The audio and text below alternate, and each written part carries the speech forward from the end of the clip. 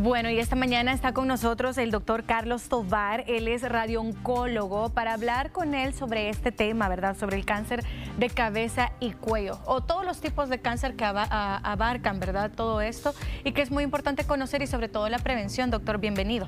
Bueno, buenos días, gracias por la invitación. Pues vamos a hablar de uno de los temas que más me apasionan, que son los tumores de cabeza y cuello. Bueno, es más, nosotros tenemos una clínica aquí en Torre Humana, que es la primera clínica que está especializada para tumores de cabeza y cuello. Se llama Centro Oncológico Integral, estamos aquí en Torre Humana. Pero vamos a platicar sobre algunos datos importantes sobre esta enfermedad. Hablemos acerca de qué significa el cáncer de cabeza y cuello. Tengo entendido que no se refiere a la cabeza como tal, sino todo lo que puede suceder dentro de él. Así es, es más fácil quizás excluir los que no corresponden a cabeza y cuello, que solo serían el cerebro, el sistema nervioso, globos oculares, ¿verdad? Y tiroides. Okay. Fuera de ahí, todo lo que está en esta área está incluido en lo que es tumores de cabeza y cuello, como son los senos paranasales, ¿verdad? Como es la cavidad oral, la orofaringe, la laringe, ¿verdad? Y cada sitio, a esto le llamamos sitios, cada sitio tiene sus subsitios. Por ejemplo, la cavidad oral tiene la lengua móvil, el piso de la boca, el paladar duro, las encías, ¿verdad?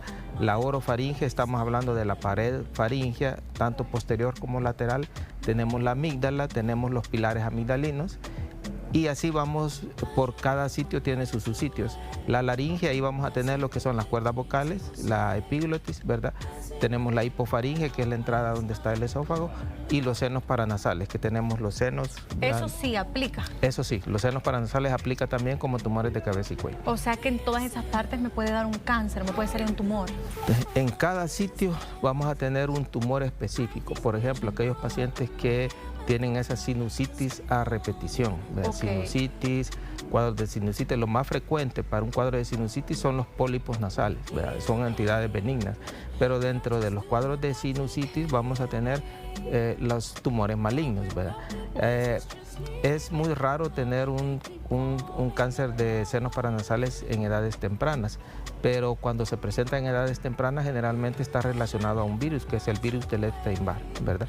Entonces, esa sinusitis a repetición, que se le están dando antibióticos, entonces es bueno que el especialista, en este caso el médico otorrino, sea el que evalúe al paciente, no solo llegar a la consulta, que la fiebre, que la mucosidad y antibióticos, porque al dar un antibiótico y al dar un analgésico o un antiinflamatorio va a mejorar la sintomatología, pero nos puede estar escondiendo una lesión tumoral que está comenzando. Entonces, cuando tenemos esos cuadros a repetición, lo mejor es que sea evaluado por un médico otorrino y que haga un estudio que se llama la nasolaringoscopía, que es meter una camarita por la nariz e ir a revisar todo lo que son los senos paranasales.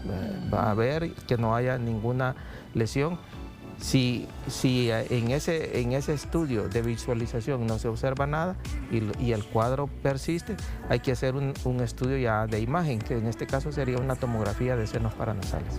¿Qué pasa, doctor? Usted mencionó también las encías. ¿Significa que acá puedo contraer algo también? Sí.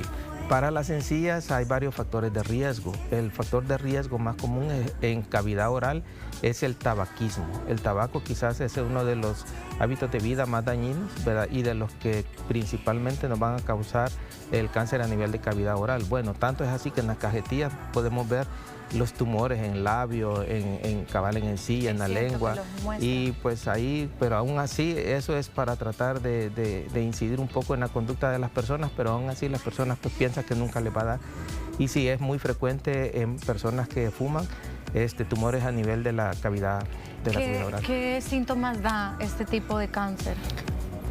Vaya, aquí sí va a depender. Muchas veces hemos hablado que en etapas tempranas el cáncer es asintomático, pero en cavidad oral, por ejemplo, en este sitio, podemos nosotros fácilmente detectar una lesión en etapa temprana, ¿verdad?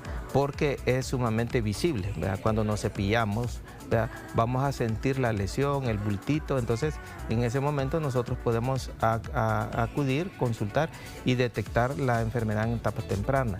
Por ejemplo, en cuerdas vocales es uno de los tumores que generalmente se diagnostican en etapa temprana, porque al tener la lesión en la cuerda vocal, lo primerito que se afecta es la voz.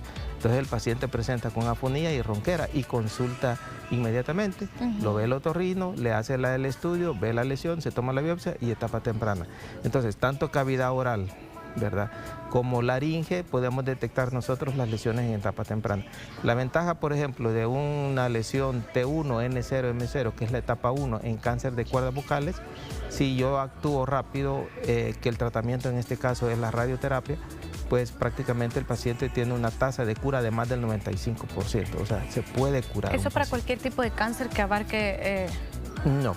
Por ejemplo, en una etapa temprana en la nasofaringe es asintomática, no va a dar mayores síntomas, más que todo rinorrea y alina, mucosidad. Okay. Por eso le digo yo que esos cuadros gripales a repetición, sin ninguna causa, hay que tener cuidado. Esa rinorrea, que hoy estoy con rinorrea, hay que tener mucho cuidado. Entonces, en nasofaringe generalmente las lesiones se diagnostican en etapas intermedias, cuando la lesión ya afectó la base de cráneo, cuando ya tenemos adenopatías, ¿verdad? O tenemos también una entidad que es muy común en oncología, que se llama primario desconocido de cáncer de cabeza y cuello. ¿En qué consiste esta entidad? Es cuando el cáncer se manifiesta con una adenopatía en el cuello. Viene el patólogo, toma la biopsia y nos dice que es un carcinoma de células escamosas. Entonces tenemos que ir a buscar los sitios donde se ocultan los cánceres, que son tres: es en amígdala, es en nasofaringe y en la hipofaringe. ¿Por qué? Porque podemos tener lesiones de menos de 1 centímetro, pequeñitas, que pueden darnos metástasis. ¿Por qué se da esto? ¿Por qué lesiones pequeñas me van a dar metástasis? Porque tanto la nasofaringe, tanto la amígdala como la hipofaringe son altamente vascularizadas y una lesión pequeñita me puede dar ya metástasis. Entonces es bien importante acudir tempranamente. Sí, es de tener mucha precaución y siempre estar atento, ¿verdad? Los síntomas que uno presenta a veces lo vemos como normal. Así ¿Qué es. pasa, doctor, también con aquellas personas que tienen padecimiento de herpes, creo que es el nombre, o el famoso fuego que nosotros decimos, y que padecen de esto constantemente? ¿Puede también esto llegar a ser un síntoma de algo? El herpes labial, como lo conocemos, no está relacionado al aparecimiento de cáncer. El que sí está relacionado es el virus del papiloma humano. Sí, el virus del papiloma humano está más, pero no es en la cavidad oral, está en la parte posterior a la cavidad oral, que es la orofaringe. Y el principal sitio afectado en la orofaringe es las amígdalas. Son las amígdalas. Cuando tenemos esas amígdalas grandotas, fiebre, lo más común es que sea una faringoamigdalitis, ¿verdad? Se le da antibióticos, pero como le digo, si el cuadro se está repitiendo y repitiendo, es mejor tomar acción, tomar un estudio de imagen o, en su caso, retirar las amígdalas. No se diga si tenemos la amígdala grande y tenemos una adenopatía, entonces con mucha más razón hay que investigar más a profundidad. Y en estos casos, cuando no encontramos un primario en cabeza y cuello, lo que procede es retirar las amígdalas, porque en muchos casos el primario lo vamos a encontrar ahí, escondido en las amígdalas. También podemos hablar, doctor, de cuando tenemos estos ganglios que permanecen inflamados constantemente. ¿Puede ser significado de algo? Sí, claro que sí.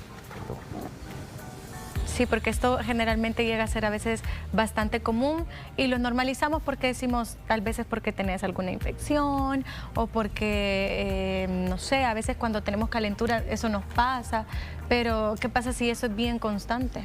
Sí, cuando tenemos adenopatías, no es... los procesos infecciosos nos pueden dar adenopatías, pero estas adenopatías van a desaparecer, tienen que desaparecer con el tratamiento antibiótico y son adenopatías con ciertas características. ¿Cuánto tiempo es lo normal tener? Aparecen en el momento del proceso infeccioso y más o menos pueden durar unas 2 o 3 semanas, y ahí tienden a desaparecer. Pero cuando tenemos una adenopatía persistente, que aparte de eso crece, ¿verdad?, y aparte de eso aparecen más adenopatías, eso ya no es normal. Puede ser característico de otra enfermedad como son los linfomas también, pero para eso necesitamos la toma de una biopsia. O sea, todos estos signos, el cuadro de adenopatía, que aparezcan úlceras en la cavidad oral, que hayan cambios en la voz. Eso nos tiene que alertar que algo malo puede estar pasando. Es mejor pensar que se trata de algo malo y a la hora de hacer toda la investigación sale negativo, que confiarme y estarme automedicando y a la larga eso sí me salga algo malo, porque ya la enfermedad puede estar avanzada. Entonces yo considero que es mejor al inicio gastar e investigar bien. Sí, claro. Y que mejor me digan, mire, era una infección, pero mire, gasté tanto para que me diga una infección, pero es mejor tener esa noticia que a la larga me digan, mire, ¿por qué no me hizo el estudio? ¿Por qué no me mandó donde el otorrino? Si usted sabía que este síntoma es insidioso y puede en un momento dado encubrir un cáncer, entonces es mejor actuar de una forma oportuna. Hay otras dos cosas muy importantes también para lo que es la cavidad oral, es la higiene dental. Las personas así que no tienen una mala higiene, que tienen sarro, que tienen caries, eso es un factor de riesgo para cáncer de encía, porque lo que es la carie, lo que es el sarro, provoca un proceso inflamatorio local de la encía. La encía pasa inflamada, y esa inflamación crónica a la larga me va a desarrollar un cáncer, y eso sí ya está estudiado. Otra cosa también son las placas dentales, la placa completa, que muchas veces queda mal puesta y provoca ulceraciones. Entonces, esa lesión crónica que provoca la placa se puede llegar a provocar úlceras y esa úlcera hacer un cáncer. Entonces esos son dos factores que ya están estudiados y sí están relacionados con el aparecimiento de cáncer de cavidad oral. Entonces la higiene bucal es fundamental. Cuando a una persona se le coloque una placa dental, tiene que decir si le molesta, si le está provocando alguna lesión, para que se la cambien y se la adecúen, ¿verdad? Como hay una variedad de síntomas que muchas veces son tan comunes que detectamos, pero que los normalizamos, ¿verdad? Así es. Y estos no deben de tener una gran duración. Y entonces aquí se pueden llegar a formar esos cánceres que el doctor está mencionando. Si hablamos de más síntomas, doctor, que pueden ser bastante comunes, pero que hay que tener precaución, ¿qué más podemos mencionar? Porque hablaba mucho sobre la parte del cuello y esto. Ya si pasamos al lado de la cabeza, ¿qué podemos mencionar? Vaya, muchas veces también hemos tenido pacientes que ya se nos han presentado con la enfermedad avanzada, metastásica. Por ejemplo, hemos tenido pacientes que se presentan con metástasis al sistema nervioso. O sea, ¿cuál síntoma va a ser ahí? Pueden presentar dolor de cabeza, convulsiones, ¿verdad? Pueden tener dolor en la columna cuando ya tenemos metástasis óseas, ¿verdad? O sea, los síntomas son bien variados, pero como les menciono, va a depender de la etapa en la que está. Si estamos hablando de una etapa avanzada, pues generalmente podemos tener anemia, palidez, pérdida de peso, ¿verdad? Si estamos en una etapa temprana, algunas de las lesiones nos van a dar síntomas, otras no. Como le mencionaba, la nasofaringe en etapas tempranas no nos da molestias, pero cuerda vocal sí nos va a dar afonía y ronquera, y casi más del 50% de los casos se diagnostican en etapa temprana. Eso es bueno, ¿verdad? Porque estamos curando a los pacientes. Entonces, como le menciono, los síntomas va a depender del sitio que esté afectado y de la etapa en la que nos encontremos. Ok, súper bien. La verdad que hemos aprendido bastante, ¿verdad? Sobre todo en esos síntomas a los que les tenemos que tener mucha atención. Como les mencionaba, está conmigo el doctor Carlos Tovar, él es radiooncólogo y bueno, nos hablaba un poco acerca de su clínica, ¿verdad? Para que pueda hacerle la invitación a los televidentes a que se puedan chequear, o si hay alguien que ya tiene el diagnóstico, pues contar con ustedes. Claro, lo podemos atender aquí en Torre Humana. Estamos en el consultorio 1203, nivel 12, consultorio 03, y nos pueden llamar al 7700-9224, hacer su cita, y ahí con gusto podemos hacer su consulta oncológica. Perfecto, en pantalla están viendo los contactos también. Gracias, doctor, por la visita y por hablarnos sobre este tema tan importante. Gracias a ustedes por la invitación. Y a cuidarnos, se ha dicho, la prevención siempre es lo más importante y yo siempre lo digo, en conclusión, cada vez que hablamos con un experto es la alimentación, el ejercicio y todo esto que ayuda mucho a que estemos más saludables. Así es. Gracias, doctor. Nosotros vamos a continuar con más de Hola El Salvador.